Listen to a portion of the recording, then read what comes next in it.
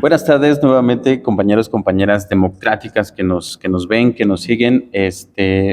Hoy retomamos esta mesa nuevamente para hablar de un tema que habíamos dejado no aparte, pero que habíamos hecho un pequeño paréntesis. Vamos a retomar nuestra lectura que tenemos de la lucha sindical en el sistema de transporte colectivo Metro, Memorias de una lucha desigual. Este es el libreto, el folleto que hemos estado leyendo hace un par de meses y que pues qué será, yo creo que nos faltan unos cuantos temitas más para concluirlo, ¿no, Sí, Micena? ya vamos a la recta final. Y justamente vamos a Sí. entrar en el tema de lo que fue el segundo charrazo que nos marcan aquí los compañeros. Sin embargo, pues después de este gran paréntesis que tuvimos, sí nos gustaría como hacer un recuento rapidísimo de lo que ha pasado, de lo que ha sido esta lectura y de lo que nos ha dejado a nosotros. Como para entrar antes del tema, como lo que fue el primer charrazo que se dio aquí en el metro, que ocurrió en 1978, cuando se estaba celebrando el congreso de en ese entonces el Sindicato Único de Trabajadores del Sistema de Transporte Colectivo, y donde anteriormente ya se habían pactado o cooptado más bien a algunos personajes que formaban parte como delegados sindicales de en ese entonces el sindicato, y donde estaban en contubernio junto con la FETSE, La FETSE, el secretario general de la FETSE. el secretario general de la FETSE y el Departamento del Distrito Federal, donde también ambos tratan de engullir de cierta manera a lo que era el sindicato del metro. ¿Por qué digo que engullir? Porque al cooptar a estos personajes que eran delegados sindicales, pues los jalan a las instalaciones precisamente de la FETSE para celebrar ahí, llevar a cabo el congreso y desconocer al Comité Ejecutivo General que en ese entonces estaba. Entonces supimos y leímos, pero de todos modos volvemos a retomar, que como tenían de lado a la fuerza política de la FETSE y a la fuerza pública del Departamento del Distrito Federal, un día después de este desconocimiento y de esta asamblea que se lleva a cabo dentro de las instalaciones de la FETSE, el Departamento del Distrito Federal recurre a la fuerza pública de la policía para despojar al entonces comité ejecutivo que se encontraba en el sindicato. Entonces, ya volvimos a platicar, bueno, lo volvemos a platicar, se empiezan a tomar estas acciones o estas represalias contra el comité que en su momento no sabía qué era lo que pasaba. No sabían en su momento todavía lo que ya habían hecho estos tipos, ¿no? Entonces empiezan los despidos de la mayor parte del comité, empiezan a negar los permisos, empiezan a congelar las cuotas del sindicato, pero ¿todo para qué? Para que se consuma este primer charrazo que digamos. Entonces, con esta súper rapidísima introducción, vamos a ver que hubo un pequeño lapso de estabilidad, de reorganización de esta corriente democrática que hubo en su momento, y sin embargo, vamos a volver a ver qué ocurre en este llamado segundo charrazo que nos comparten los compañeros. Así que, Micena, no sé si quieras decirnos algo antes de entrar. Sí, claro que sí. Sí, tengo el mío, sí. Sí, el sindicato nace pues en una década de gran auge del movimiento social, del movimiento popular, pero especialmente del movimiento sindical, ¿no? Decíamos hace rato, Jonathan, compañeras, que estaba la corriente, la tendencia democrática, ¿no? Del SUTER, fue la que lideró toda la lucha por la democratización de los sindicatos, y en ese movimiento se incorpora la tendencia democrática, los electristas incorporan digamos, al pueblo, ¿no? O sea, ellos por ejemplo, fundan el Frente Nacional de Acción Popular. O sea, ellos hacen una como alianza, una unión con el pueblo, para apoyarse mutuamente. Ellos necesitaban apoyo, ¿no? Para democratizar el SUTER. Necesitaban esa fuerza y bueno, levantaban las demandas de los sectores populares, ¿no? No solamente la de ellos, ¿no? Y bueno, pues la importancia de este movimiento es de que es un movimiento que sí, que quiere democratizar al Estado, ¿no? Incluso no solamente al sindicato, sino al Estado, al gobierno, ¿no? Esa es la gran fuerza. Bueno, en ese contexto nace el sindicato, ¿no? Voy a ser breve para que aprovechemos el tiempo en la segunda parte, que es el segundo charlazo, ¿no? Y bueno, yo nada más quiero resumir en unas cuantas palabras esta primera parte. Mientras los trabajadores del metro se desenvolvían, mientras esa lucha, digamos que interna y externa también, de la lucha por la democratización del sindicato y mejorar sus condiciones de vida y de trabajo, mientras esta lucha se dio sin la intervención del aparato estatal, sin la intervención del gobierno, o sea, mientras hubo oposición, al final que dice el compañero Jonathan, mientras hubo una oposición de trabajadores a lo interno del sindicato, mientras hubo esa oposición, como dijéramos, una oposición que no estaba aliada o manejada por el gobierno, por los funcionarios de la FED, que bueno, es un sindicato, pero pues ya es un sindicato burocrático, ¿no? No democrático. Entonces, mientras estuvo esa lucha, al mismo nivel entre la oposición que había surgido en este primer periodo del sindicato, pues siempre ganaba la democracia, ¿no? Siempre ganaba la democracia, siempre los intentos, como el primer intento, pues fue superado por los trabajadores. Pero el asunto se complica cuando interviene el gobierno directamente, ¿no? A favor de los opositores a la democracia interna del sindicato. No sé si me explico, ¿no? O sea, ya interviniendo no solamente la FED, sino por ejemplo, el Tribunal, no sé, Superior de Justicia, interviene, bueno, las juntas de conciliación también, el director ya está en contra, en fin, ¿no? Entonces ya es una intervención directa de parte del gobierno en el proceso a favor de una oposición con la intención de someter al sindicato, ¿no? Someterlo, acabar con la democracia. Yo sí, para finalizar también, ya con una idea un poco que vengo manejando hace rato con ustedes, es que el gobierno piensa que incluso el actual, ¿no? Yo creo que piensan en el gobierno, que hay gente que piensa así, perdón, de que a los sindicatos hay que someterlos, ¿no? Que a los sindicatos la democracia no hay que aplicarla y que hay que trabajar y que tienen que trabajar, entenderse con los líderes antidemocráticos, con los líderes burocráticos, con los líderes corporativos, con los líderes corruptos. Entonces, ellos creen que es mejor entenderse con esa clase de dirigentes que con dirigentes democráticos. Eso ha prevalecido desde entonces hasta ahora. Es una tarea que tiene pendiente la Cuarta Transformación, ¿sí? La Cuarta Transformación dice, es que yo no me meto en las broncas internas de los sindicatos. ¿Cómo no? ¿En qué se apoya Espino? ¿De sus fuerzas, sus propias fuerzas? Pues ya lo hubieran destituido ¿desde cuándo ustedes? No. Tiene el respaldo de la Junta, de los tribunales, de todo. Así no, o sea, la lucha no es pareja. No hay piso parejo, es una lucha desigual y deja en el desamparo la lucha por la democratización de los sindicatos. ¿Por qué le tiene tanto miedo el gobierno, todos los gobiernos, a la democratización de los sindicatos? ¿Por qué? Hacen más daño estos que están ahora que un sindicato democrático.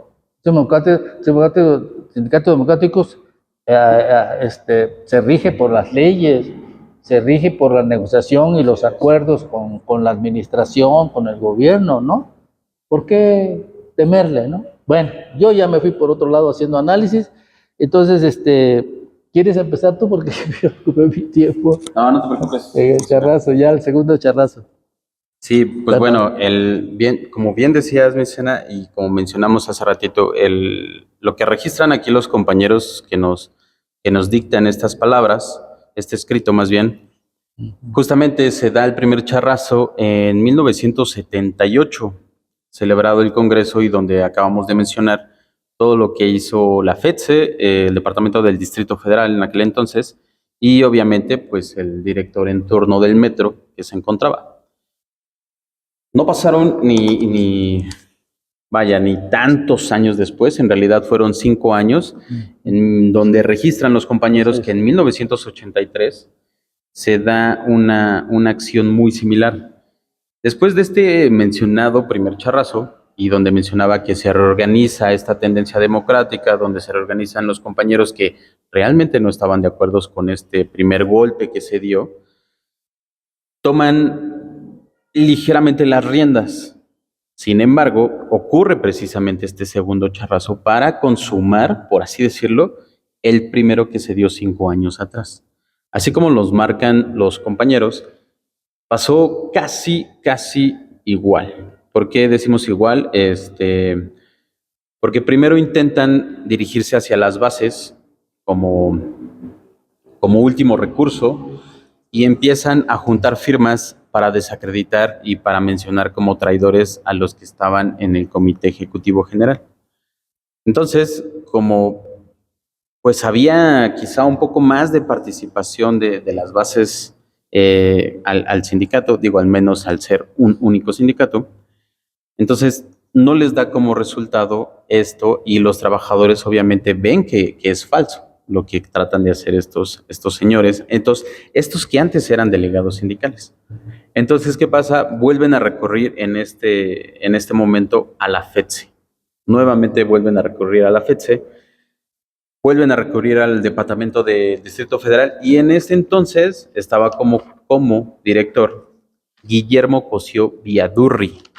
En este caso, él era antes secretario de la Secretaría del Trabajo y Gobierno del Distrito Federal. Pero ¿qué es lo que hacen? Pues efectivamente hacen el mismo patrón que hicieron en 1978, porque entran unos como chapulines, por así decirlo. Entran unos cuates que de por sí ya estaban despedidos del sindicato de trabajadores del metro, pero se hacen pasar como delegados. ¿Y qué es lo que empiezan a hacer? Empiezan a convocar a que se lleve a cabo un congreso o una asamblea extraordinaria. ¿Para qué? Para evidentemente otra vez tomar posesión del sindicato. ¿Por qué? Porque el congreso que fue celebrado en ese año, en el 83, dicen los compañeros que pasa pues normal, pasa como todos los otros congresos que han hecho. Sin embargo, dicen que cuando entran estos asesores o estos que nada más estaban falsificando su nombramiento para poder dirigirse a las bases y poder convocar esta asamblea extraordinaria, o bueno, este congreso extraordinario, recurren efectivamente con la FETSE, con las instalaciones y con el personal. ¿Por qué? Porque ellos empiezan a hacer un llamado y una convocatoria masivamente a los compañeros para evidentemente decir que se necesitaba un cambio. Entonces, digo que pasa lo mismo porque evidentemente entre el director, este nuevo director que se había formado ya en el metro, Cosío Vidaurri, él y junto con el Departamento del Distrito Federal, Guillermo, nuevamente empiezan a tomar afrentas con el Comité Ejecutivo General que estaba. Afrentas, ¿cuáles son?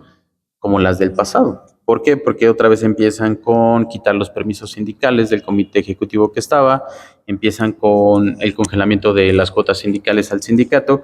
¿Y qué es lo que hacen estos falsificadores? Es lo que nos documentan los compañeros, que al siguiente día de que hacen la convocatoria fraudulenta, van a entregar los papeles al Tribunal Federal de Conciliación y Arbitraje. Y muy bien mencionado, como acaba de decir Zenaido, pues resulta que también el tribunal estaba en contubernio con estos tipos.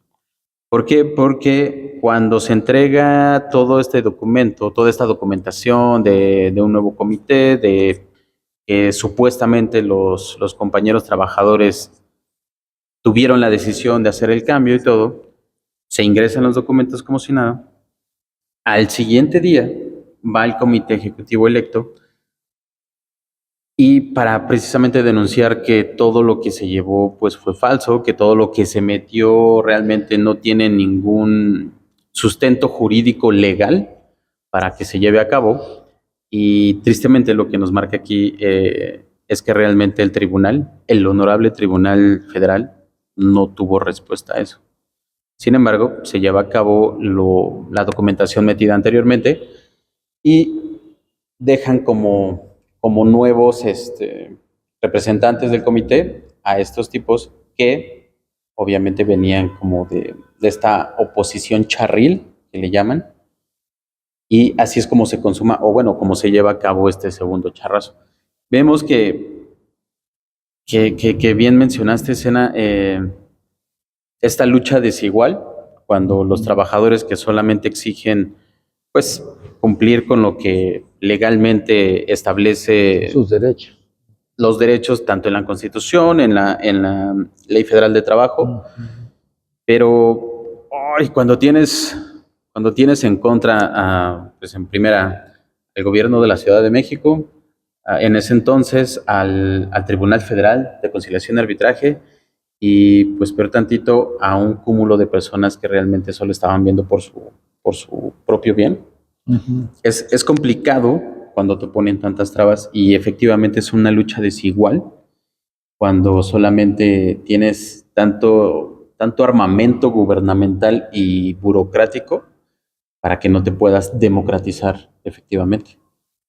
Entonces, pues bueno, a grandes rasgos, algo así sucedió en este segundo charrazo, que fue una copia fiel de lo anterior y pues simplemente para terminar de consumarlo.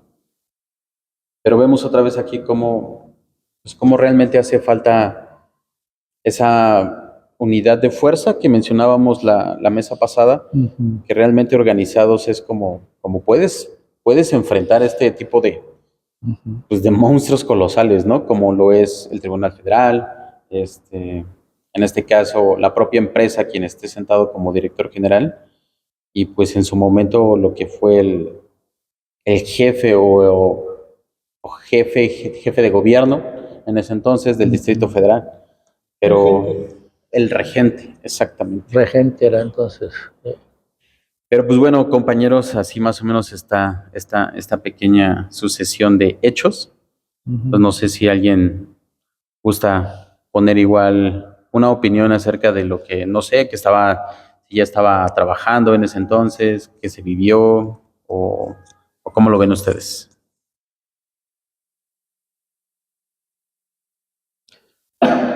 Pues bueno, yo por lo que veo, y sí,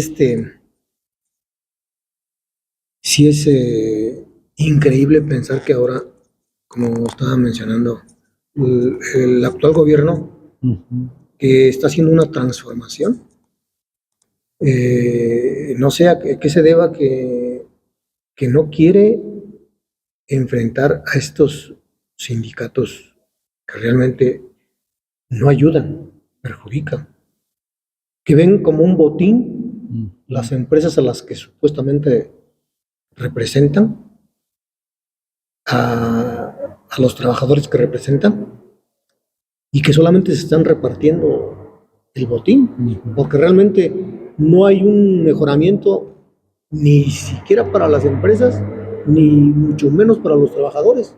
A todos los trabajadores se les violan sus derechos, se les pisotea, se les maneja de tal forma que pues como que ellos toman el control total para beneficiarse de este tipo de control, porque las empresas, como lo vemos aquí en el metro, Desde ese entonces no ha crecido, no ha mejorado, se ha deteriorado, ni siquiera se ha mantenido igual, se ha deteriorado.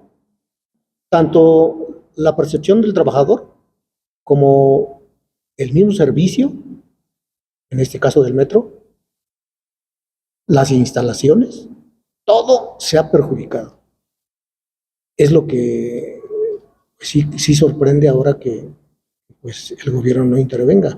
Si en aquel tiempo los gobiernos intervinieron para imponer a gente que era únicamente estaba viendo por sus propios intereses, ¿por qué ahora el gobierno pues no ve que llegue gente para que mejore tanto la calidad del trabajador como la calidad del servicio que se presta y de todo lo que se ha deteriorado, sino prefiere seguir manteniendo líderes que es de sobra darse cuenta de que han deteriorado nuestra fuente de trabajo. Sí, bueno, yo quería terminar una idea que empecé, de que en un principio los trabajadores del metro, los liderazgos que se forjaron para fundar el sindicato, pues tuvieron una política muy buena de relación con el gobierno, o sea, muy buena.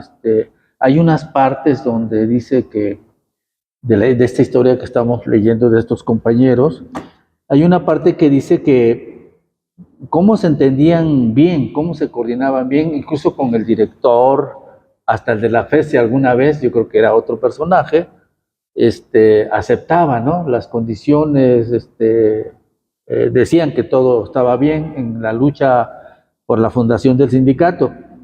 Y el gobierno también, el jefe en ese, como dijiste tú, compañero, el jefe del departamento, ¿no?, del Distrito Federal, que el regente, sí. Entonces, había buenas relaciones y lo apoyaron, ¿no? Y el sindicato no estaba, era un sindicato que tomaba en cuenta la opinión de la gente, o sea, que se basaba en lo que la gente aprobaba, ¿no? Y que sometía a consideración su política a la base trabajadora. Entonces, ¿qué daño se hacía y a quién se le hacía daño con eso, ¿no? A nadie, ¿no? Y entonces, como ya dije, las cosas fueron cambiando y entonces,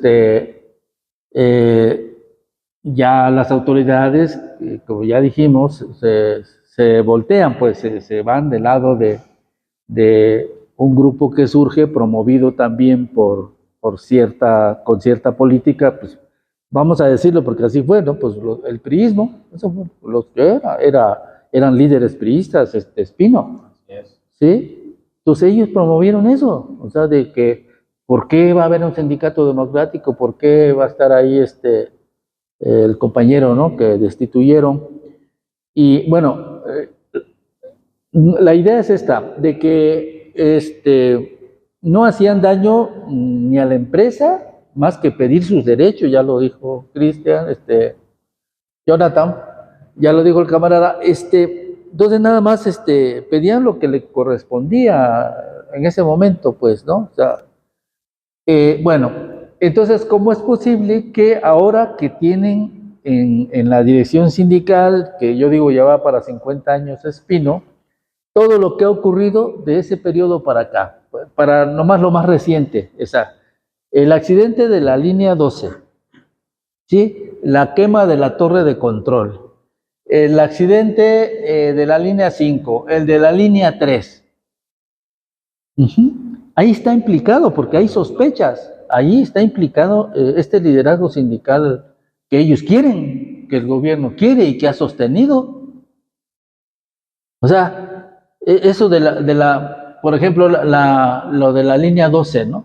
O sea, todos sabemos que no se mueve una hoja en el metro si no es con el consentimiento de ya saben quién, ¿no?, del líder sindical. Entonces, esta línea 12 se cae unos días antes de las elecciones, casualmente. ¿no? La quema también. La quema perjudicó a millones. La quema de la torre de control, quedan paralizadas 2, 3 líneas, las principales, quedan paralizadas, afectando a millones, 5 millones diarios de gente. ¿Cómo es posible que liderazgos están ahí en sospecha por su participación en eso? Este tipo de liderazgo lo esté apoyando, ¿no? Se le apoye por parte del Estado, por parte del gobierno, ¿no? O sea, no, es que eso no cabe, pues, no puede caber en la cabeza de uno, ¿no?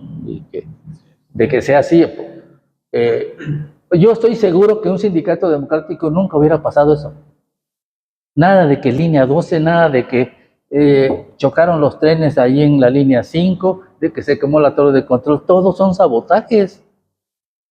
Todos son sabotajes y está en sospecha la dirección sindical, ¿no? No digan que no. Y casualmente, digo, tan claro, ¿no? La línea 5, ¿por qué se da el alcance de trenes? Hay algo que pasó. Creo que no fue alcance de trenes, porque eso fue en otra parte, en la línea 2. Pero allí estaba de que el director, que en ese momento quería sacar a Espino. Y era un duelo de que había quién sacaba a quién. Si Espino sacaba a ¿quién era? ¿Director? ¿Guillermo? No. No, era ¿Garza? ¿cómo se llama? No, ahí te voy a acordar, perdón. Sí, bueno, entonces estaba de que quién sacaba a quién, ¿no? Si Espino se iba hacia afuera o Espino sacaba al director, ¿sí? Era del PRD entonces, este director entró después del Güero, del chihuahuense, que estuvo también de... ¿qué cosa? Bueno, ok. Entonces, casualmente ocurre el accidente de la línea 5. Y entonces, ¿quién es responsable? El director. Pues, ganó Espino. O sea, el director no pudo sacar a Espino y Espino lo sacó a él. ¿Con qué? Con el accidente de la línea 5. Y no fue el único. ¿Son sabotajes o sabotajes? Oye, ¿cómo no? No estamos chupando los dedos. Bueno, ¿cómo se llama René, no. Bueno, voy a pasar al tema les voy a leer, porque soy más rápido así porque me pierdo. Les voy a leer mis notas y ustedes opinan, ¿qué les parece? ¿Sí? ¿Hacen comentarios? ¿Sí? Del segundo charrazo. 1, crisis del control del sindicato. Miguel de la Madrid, fíjense bien que no ocurre el charrazo durante el viejo estado de bienestar, ¿no? Que termina en el 82. Fue el Ortega. Fue el Ortega, fue el Ortega, sí, fue el Ortega. Exacto. Entraron en un duelo, ¿no? De a ver quién sacaba a quién. Si Ortega mandaba al carajo a Espino o Espino a Ortega, pues ganó Espino, ¿no? Que en ese entonces Ortega estaba con Mancera, ¿no? Me parece que sí. Sí. Y porque Sí. fue el que entregó la línea 2 en Mancera. Sí. Pero sigue. Bueno, para el análisis. Ok. Sí, entonces el charrazo ocurre en el segundo, ¿no? En el 84, ya en pleno neoliberalismo, ya estaba de la Madrid. Ya el capital internacional, el Banco Mundial y el FMI ya había puesto al de la Madrid ahí de presidente, aquí de presidente. Ya lo había puesto. Entonces, resulta que según esto, López Portillo baja el precio del barril de petróleo y entra en crisis, ¿no? La economía, no hay dinero. Entonces el FMI le dice, pues sí te vamos a prestar, Miguel de la Madrid, pero me vas a vender todas tus empresas estatales. Así fue, está en los documentos, no lo estamos inventando. Exacto. Inmediatamente acordaron, firmaron el acuerdo de programa de reordenamiento económico inmediato, algo así, el PIRE era, programa inmediato de reordenamiento económico, sí, y decía todo, nada más en de la Madrid, casi 500 empresas fueron privatizadas, y en sus 6 años. en sus 6 años. Entonces, pues era golpear al sindicalismo. Entonces, ya de la Madrid ya tenía 2 años, cuando es el charrazo, digamos, definitivo, ¿no? Bueno, relativamente, esperemos que así sea. Y bueno, entonces entra de la Madrid, que le dije que les voy a leer la nota.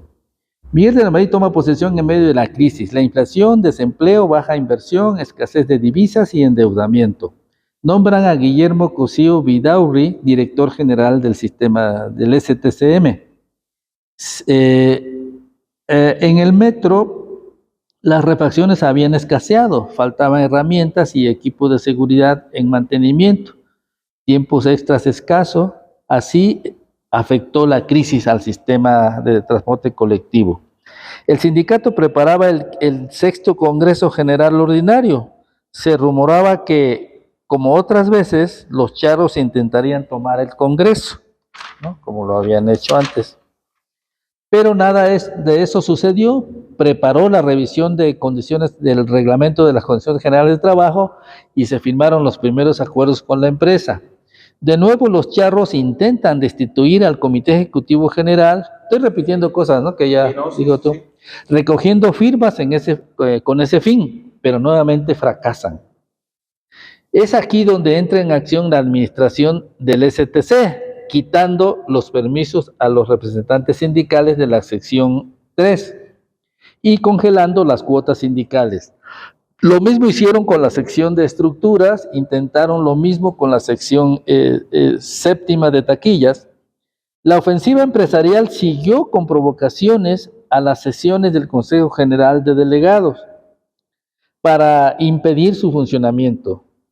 Los que van al frente son los esquiroles de la sección de estructuras, la de transportación y los de vías. Llegan a boicotear las asambleas, ¿no? Del Consejo General de Delegados, ¿no? Jonathan. Así es. En respuesta, la corriente democrática, ante la destitución del secretario general de la sección 3, llama a elecciones y convoca a reunión del Consejo General de Delegados.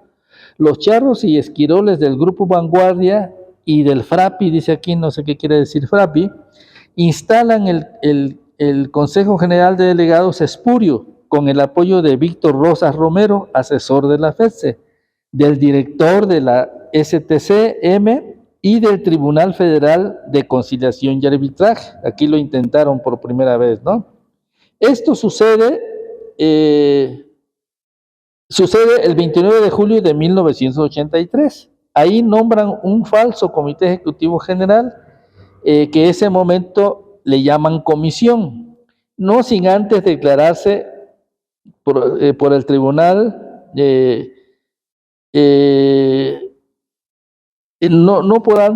no sin antes declararse por el tribunal destituido el Comité Ejecutivo General Democrático.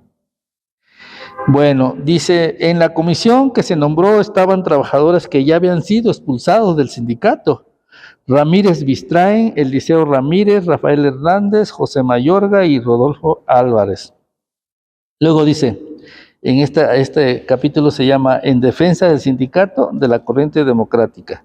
El Comité Ejecutivo General Democrático impugnó legalmente la maniobra de los charros para destituirlos. Desde luego que no prosperó. En un desplegado en un diario de 1+1, la corriente democrática manifiesta que se le castiga con la destitución del Comité Ejecutivo General debido a que declaran públicamente no estar de acuerdo con el plan de autoridad de Miguel de la Madrid y porque afirman ser un sindicato, confirman ser un sindicato democrático. Sí, por ser un sindicato democrático y por haberse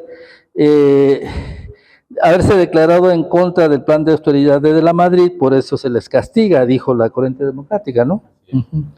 La corriente democrática convocó a Asamblea General para el 12 de agosto en el auditorio de la FEDSE. pero ya no les dieron permiso, ya todo se estaba volteando.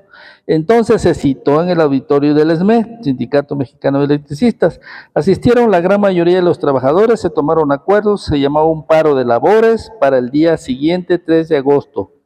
Pero los preparativos fueron con movilizaciones como recorridos, mítines y manifestaciones en los centros de trabajo. Posteriormente, los trabajadores se concentran en el Zócalo y a las 10 a.m., 3,000 trabajadores se proponían realizar un plantón con el fin de presionar al Departamento del Distrito Federal. El plantón se levanta de ahí y se instala frente al tribunal, cuyo presidente, Melo Abarregui, declara que lo que hizo estaba pegado a la ley. O sea, descaradamente, ¿no? Los trabajadores democráticos marchan con los maestros de la CENTE coincidiendo en fecha y lugar. Marchan a Gobernación conjuntamente y de ahí a los trabajadores de una comisión les prometen que un magistrado investigará los hechos, dice el tribunal, ¿no? La marcha termina en la Secretaría de Educación Pública. Se manifestaba un gran apoyo de la base trabajadora al Comité Ejecutivo General depuesto y al movimiento democrático del metro. También a su resistencia y métodos de lucha tenía convocatoria, ¿no? Se informa también, se estaba volanteando a los usuarios acerca de lo que estaba pasando en el sindicato con los trabajadores. El 9 de agosto del 83 se realizó una asamblea general donde se acordó preparar otra falta colectiva. Al haber titubeos, se deja en manos del Consejo General de Delegados la tarea. Se convoca para el 15. En este consejo se muestran las divisiones entre los delegados. Así, al llamarse a una segunda falta colectiva, no hay respuesta generalizada como en la primera. Comienza el desgaste del movimiento. Hay otro mitin en Gobernación, en unidad con el SUTIN, Sindicato Único de los Trabajadores de la Industria Nuclear. Ahí les dicen que continúan investigando el fallo del tribunal. Se les suspenden los permisos sindicales a los representantes del Comité Ejecutivo General y seccionales, en tanto la FESTE les toma protesta a los miembros del Comité Ejecutivo Charro. Y la dirección del sistema de transporte colectivo da la orden de que los asuntos sindicales se traten con el nuevo Comité Ejecutivo General, o sea, el que pusieron ellos. El objetivo era frenar el avance de las luchas democráticas y de vanguardia del periodo. Lo mismo sucedió, aquí dicen, con las elecciones municipales en Juchitán, con los trabajadores de Flecha Roja, con los trabajadores de la escuela, maestros de la Escuela Normal Superior, los trabajadores de Bellas Artes, los estudiantes de la Prepa Popular Tacuba, los trabajadores de la industria nuclear y otros, ¿no? Y luego ya viene lo que es propiamente el periodo de resistencia. Bueno, dice, ya para terminar esta parte, dice, los trabajadores del metro habían alcanzado la movilización más importante en la historia de su sindicato. Este cambio en la política de gobierno hacia los democráticos no dejó de causar sorpresa entre los trabajadores. De ahí surgieron dos propuestas de táctica. Una proponía formas de lucha como marchas, mítines y faltas colectivas. Con estas medidas se trastornaba el servicio, desquiciando el tránsito de la ciudad. Se presionaría a las autoridades para obligarlos a retroceder en su intención de charrificar nuevamente al sindicato. La otra opción proponía preparar la lucha a largo plazo bajo un alto grado de conciencia política, enseñando a los trabajadores a combatir por sus demandas, es decir, tensar fuerzas del movimiento y en una semana máximo, cuando ya se hubieran dado las condiciones en todas las áreas, efectuar los paros, marchas, mítines bajo la organización bien planeada y diseñada de acuerdo a las condiciones. Entonces, no fue aceptada la segunda propuesta, pues la base quería seguir movilizándose. No se podía lograr, en efecto, el 100% de las faltas colectivas, puesto que la administración desde el charrazo del 78 tenía grupos paramilitares preparados para la conducción de los trenes. Con las faltas colectivas había que sorprender de inmediato. La corriente democrática seguía discutiendo la táctica y la estrategia mientras la patronal seguía golpeando. Así suspendió los salarios a la mayoría de los representantes. En las áreas de trabajo, las fuerzas políticas estaban causando estragos con el amedrentamiento sin precedentes. Se estaban dando despidos masivos y se estaba formando el comité de despedidos. Bueno, ya lo demás que viene de aquí ya es el final, ¿no? Ya es una resistencia ya cada vez más desgastada, ¿no? Y como sabemos, al final, pues se impone, ¿no? Se impone el charrismo en el sindicato, pues se lleva a cabo, ¿no? Esa famosa convención lejos de aquí para que no fueran los trabajadores, se lleva a cabo en Tlaxcala, ¿no?